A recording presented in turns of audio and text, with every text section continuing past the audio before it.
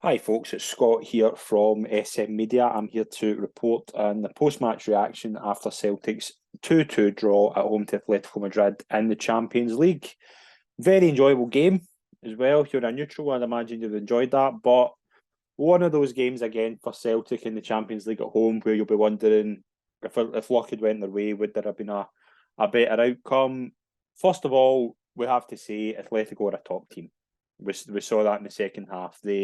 The way they controlled the ball, the way they changed into a four at half time and just came out looking the far better team in the second half and really kind of taking advantage of Celtic's kind of loss of energy, which was expected after such a good first half performance. But we'll start with the team news. It was unchanged. I think that was obviously expected after the impressive showing on Saturday, and Rodgers kind of kept the team the same. What we thought.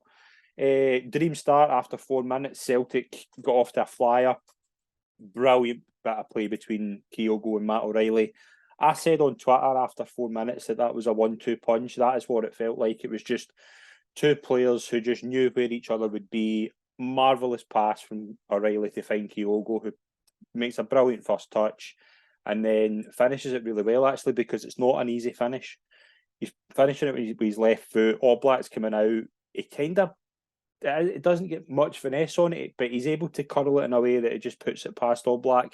Brilliant start for Celtic. 4 minutes, 1-0. Celtic's night probably kind of fell down after 7 minutes a wee bit when Rio Hatate went down. Looks like a pulled hamstring, and it's one of those where when you get to that highest high of being 1-0 up after 4 minutes, you can get pulled down again with a key player going down. It could be a bad one. It looked a bad one after 7 minutes. He goes off, and I think everybody will just be hoping it's not as bad as what we're fearing.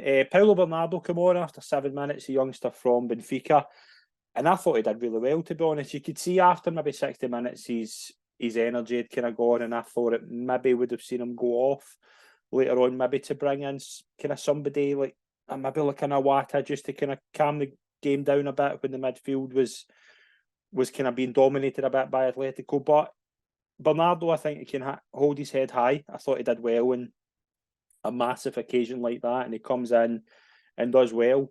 Atletico don't really get into the game much, but they get a chance after 25 minutes when Molina kind of just gets the better of Greg Taylor in terms of an intelligence. Greg Taylor, I wouldn't say, I think it's just smart play by Molina just to kind of get in front, and Taylor can't really pull his leg out.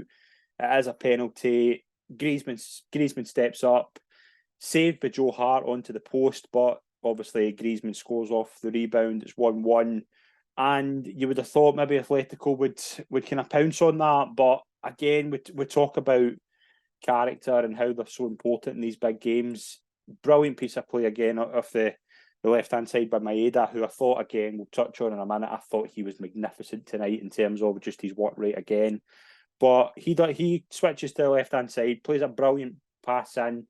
It finds its way to Palma. Palma, again, just the decision-making, the confidence the youngsters got, and he fires it home to make it 2-1, and Celtic are back in front, and very deserving to be going in front at half-time. Thought first half Celtic were by far the better team. They were pressing Oblak well, who, as we all know, if you watch Spanish football, was not good with the ball at his feet. I thought Kyogo and Palma and Maeda as well, they were all pressing him really well. I don't think Atletico got a grip of the midfield. Half time I thought was interesting. I think this is very interesting towards the kind of shape of the game because Atletico make two changes. Obviously, DePaul gets a booking, but he stays on the park, which is probably a letdown. Molina gets booked and Galan gets booked. To take off Galan and take off Saul Niguez, who I didn't think kind of offered much at all for Atletico. And Atletico bring on Llorente and Riquelme, and I thought their impact in the game just completely changed the shape of Atletico. They went from kind of three at the back with Witzel in more of a kind of sweeper role. It allowed kind of Witzel to play more as a centre half, and he was able to kind of defend. I thought Witzel was, I will be honest, I thought Witzel and Griezmann were Atletico's two best players. Atletico come into the game a lot more in the second half. They get the reward after 53 minutes. Llorente, obviously, on the right-hand side, plays a nice cross in. and Morata, who I thought had a quiet game until then, but players like Morata, we know what to do. If you give them a chance in the 6-yard box, they're going to take it. It's a really good header. And Joe Hart has no chance. And it's 2-2. Celtic make a change after 62 minutes. They take off Lewis Palmer, who deserved a lot of acclaim. I thought was really good again tonight, and bring on Nat Phillips. And it did confuse people at the time, but I think it made a lot of sense to go for the three and kind of keep Bernardo and McGregor kind of in there along with O'Reilly, who kind of ran the show again, I thought. But it allowed Maeda and Kyogo to play as a two, but the problem with that was is that Atletico were so dominant in the ball, controlling the ball really well. The Celtic didn't really have an out ball, and they weren't able to get the ball up to Maeda and Kyogo, and when they did, there wasn't that kind of level of chemistry that there usually is between the two, and it kind of meant that it was just a case of backs to the wall for Celtic for most of the second half. Morata goes off, Correa comes on. Correa had a couple of really good chances. I thought Forrest again coming on for Kyogo. It was one of those that makes sense now, but at the time you're thinking what was the plan? But it did make sense because I thought the whole kind of Celtic team were really leggy towards the end, and it was just the way Atletico were dominant on the ball and things like that. And 82 minutes, Celtic got a lifeline. Rodrigo de Paul, who, if you remember in the first half, had got booked for claiming for a penalty that hit off Alvaro Morata's back. He then puts in a poor challenge and gets a second yellow card. And Celtic have an extra man, but I think in this circumstance, Celtic were trying, they had a couple of chances, but Atletico were happy for a point after that. I think they were happy for a point when it went 2 each. Even though they were pushing hard, I think Celtic defended really well.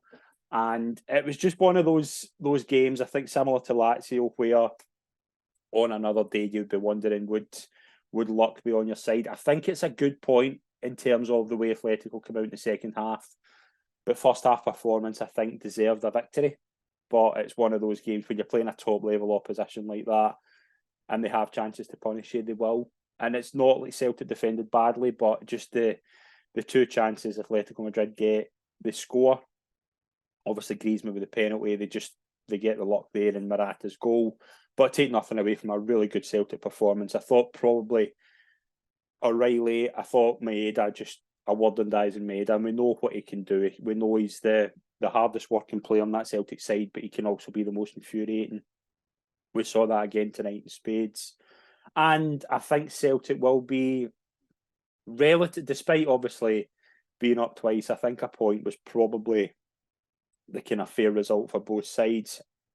It obviously means it's an uphill battle in terms of the group. Celtic obviously in 1 point for 3 games, 3 points behind Lazio in fourth, and 4 points at Feyenoord. Obviously, big victory tonight. They go top with 6 points.